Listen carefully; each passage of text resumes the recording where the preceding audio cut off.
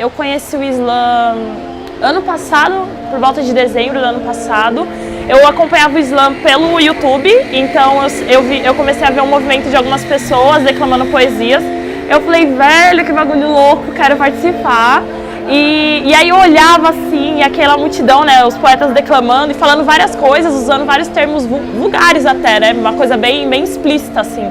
E aí eu, meu Deus, como assim eles falam isso em praça pública?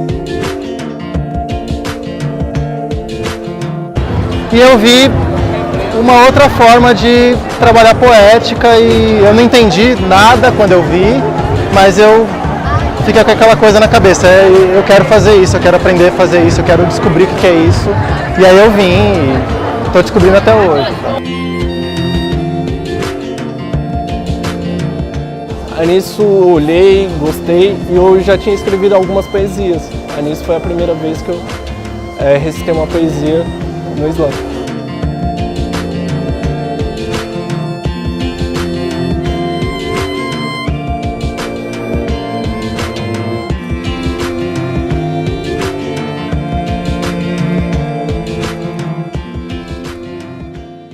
Bom, o Islã ele não é brasileiro, né? O Islã ele é um movimento de fora e aí agora não, né? Há poucos anos que veio aqui pro Brasil.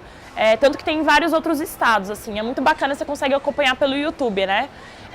Mas eu acho que o Islã ele tem muito me lembra muito essa questão do poeta, sabe? A figura do declamador, que ele tá no meio de toda uma população e ele tá lá declamando. Então talvez tem um pouquinho disso, tem com certeza o sangue do hip hop, né? Muito desse movimento de rap, de hip hop, de falar a realidade, a violência que a pessoa passa, seja a mana, seja o cara. Então acho que esses são alguns recortes que acabam temperando toda essa cena do Islã, assim. Eu acho que é bem bacana. E o particular de cada um, né? Tem poeta que é muito engraçado e fala coisa muito engraçada, todo mundo ri. Tem poeta que é mais sério, tem poeta que fala um pouquinho mais grosso, mais incisivo. Tem poeta que fala muito palavrão, tem poeta que faz toda uma poesia de 3 minutos sem falar nada. Então, e aí isso vai muito do particular de cada um que leva isso para a poesia, né, para sua arte. O Islã é um movimento muito parte da nossa cultura. É a nossa forma de existência, é a nossa forma de contar a nossa própria história com a nossa voz. Tem muitas importâncias positivas e negativas. Talvez no sentido mais positivo é porque é um espaço muito amplo, muito aberto, muito múltiplo. A gente vê várias vertentes de pensamento, de vida, de ideologia, de prática política. Isso é espetacular para mim, muito rico mesmo. O ponto negativo é que às vezes é um pouco difícil controlar e às vezes algumas coisas não são boas e não ajudam na luta política, mas isso faz parte do Islã também. O Islã é confronto para fora e confronto para dentro, né? Então é importante do ponto de vista que você está expondo, tá ligado? Exprimindo, tirando aquilo de dentro de você, sendo o mais real possível na crítica, né? Apontando os fatos, desigualdade, pobreza, vulnerabilidade, várias fitas. Eu acho que tem como principal dar voz às pessoas. E nisso as pessoas começam a estudar mais sobre a poesia, sobre a literatura. Nisso já é um grande ato social.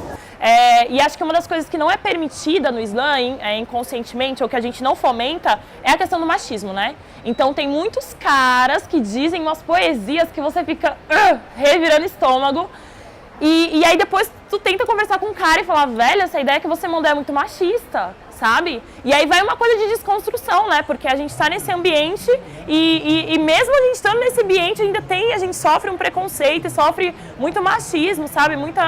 Alguns conceitos misóginos, sabe? Que as pessoas recriam ou replicam sem nem ter consciência disso. Então acho que uma das coisas que não pode é essa questão de preconceito. Você vai ver muitos caras ou manas negras falando de caras e manos brancos. Rola isso, aí tem o recorte do feminismo em si, da luta, né, pelas minorias.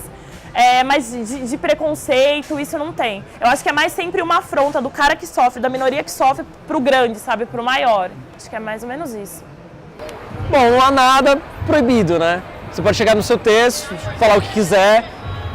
Cada um vai aguentar as consequências das ações do público, né? Mas não há alguma coisa proibida. O que há é dentro da competição. Por exemplo, a competição de poesias, você tem que ter texto autoral, não pode ser texto de outras pessoas, não pode usar adereços, figurinos.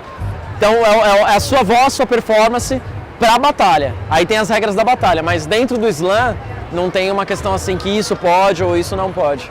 Várias coisas não são permitidas, né? Mas infelizmente elas acontecem, né? O preconceito não é permitido no slam, o racismo não é permitido no slam, a misoginia não é permitida no slam, o machismo não é permitido, a xenofobia não é permitida, a homofobia não é permitida, o desrespeito não é permitido, a injustiça não é permitida, mas infelizmente essas coisas estão no slam porque é um fenômeno humano, acontece. E as batalhas são consideradas um ativismo. É o momento que você tem, não só os 3 minutos, né, mas é aquele momento que você tem de poder lutar por alguma coisa, você falar.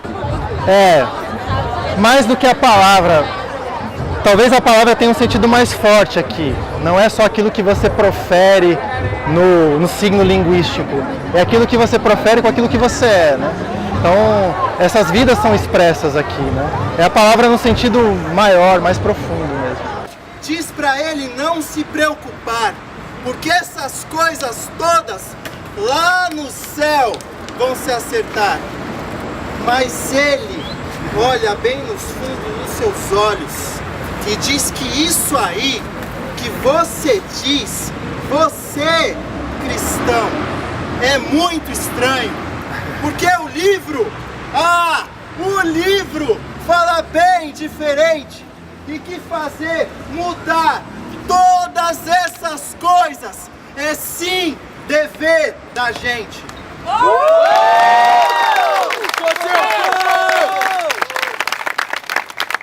Bom, o que a gente faz no slam, consequentemente vai refletir em todas as áreas da nossa vida.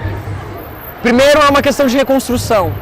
As poesias do slam, elas têm muito essa questão da classe oprimida, da denúncia social.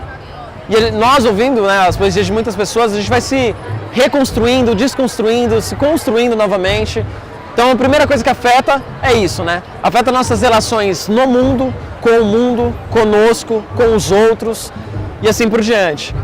Enquanto a mídia se ocupa em criar mentira, a cabeça do governador ocupa a nossa mira. Nossa ira vira rima e intima quem ocupa cargos de poder. Nossa poesia denuncia quem se ocupa de mentira ao seu ser.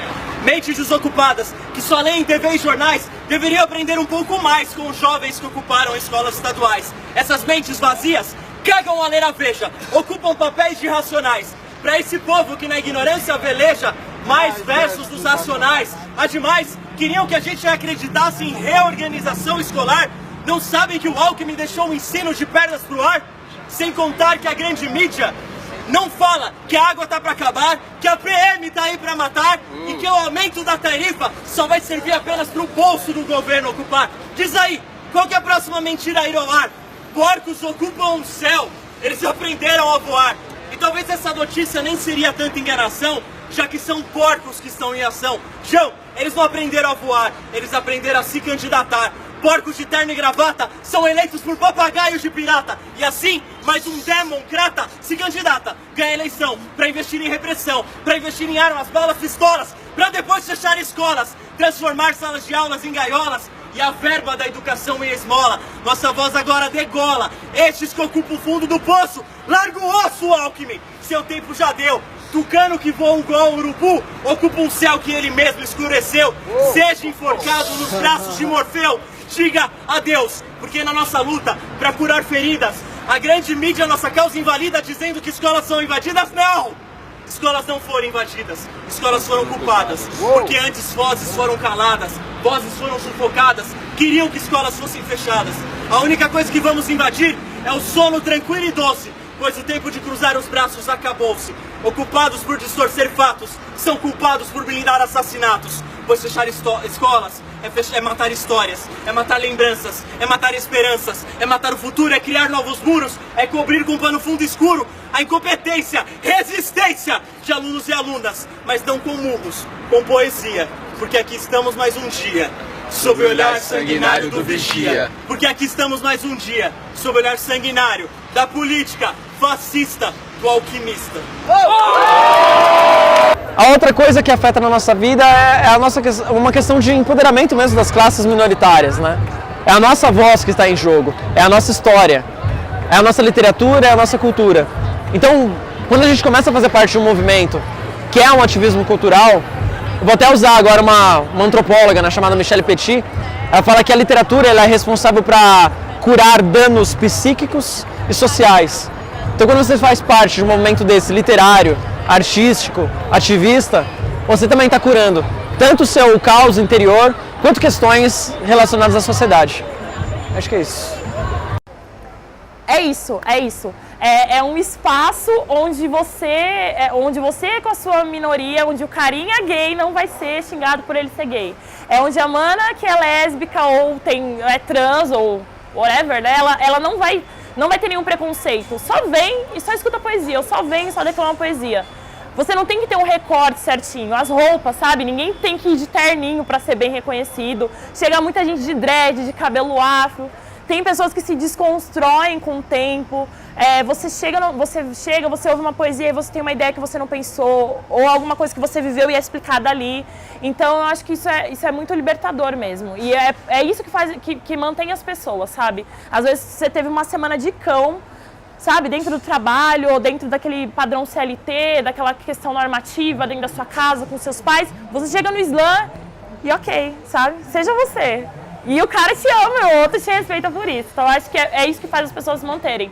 É um movimento onde as pessoas que são minorias, as pessoas que são excluídas, de certa maneira, elas se encontram para se entrosar, para ser um só, eu acho. Declamar a poesia, às vezes, é uma emoção bem diferente, né? Porque você não tem um beat e tal.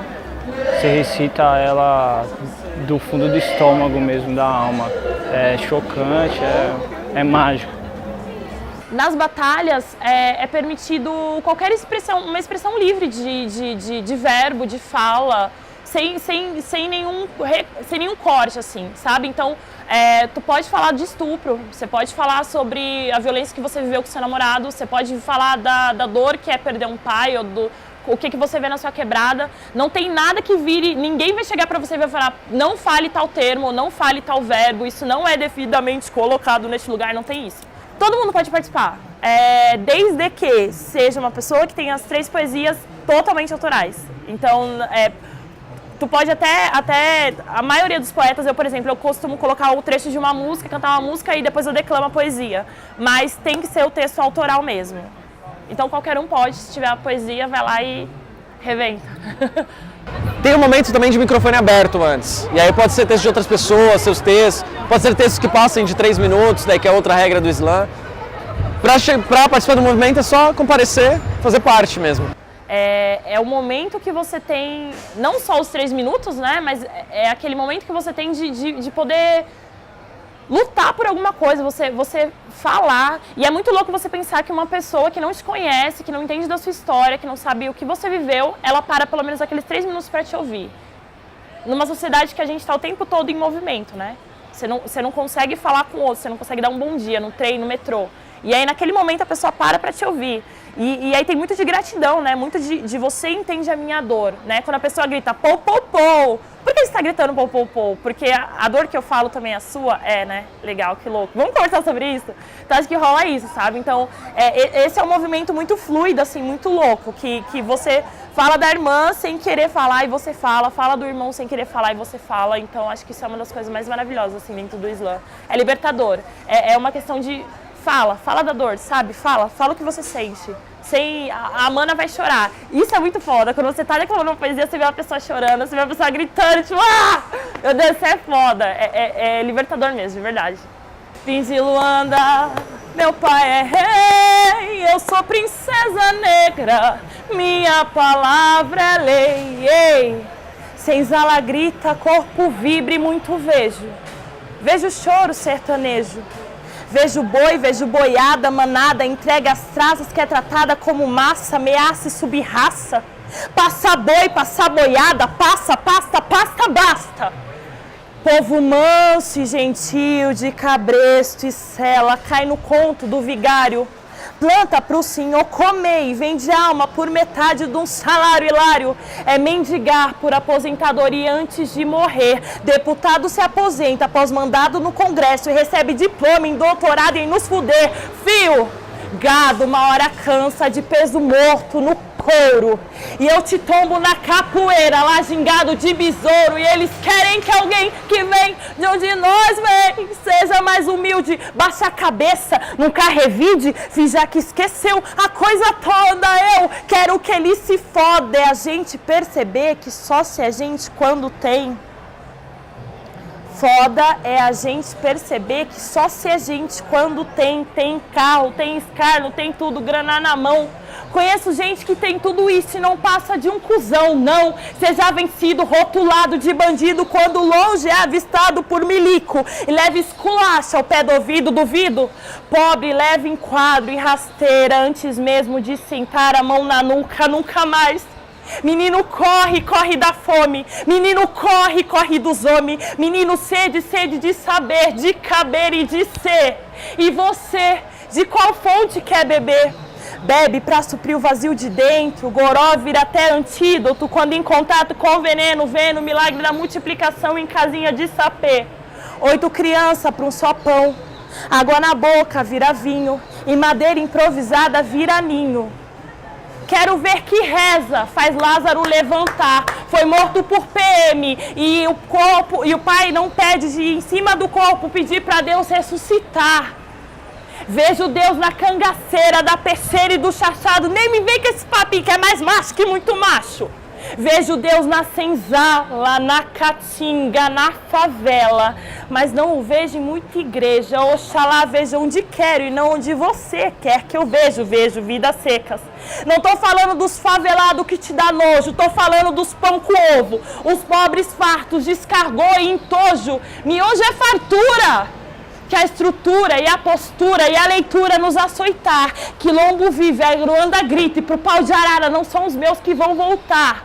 Sou princesa Niga, filha de Oxalá e de Nanã, respeito o meu turbante, limpa a tua boca pra falar dos retirantes, porque foi meu povo que edificou esta porra de brado retumbante, miliante, militante. Vim recuperar trono roubado. Zumbi, não ceda.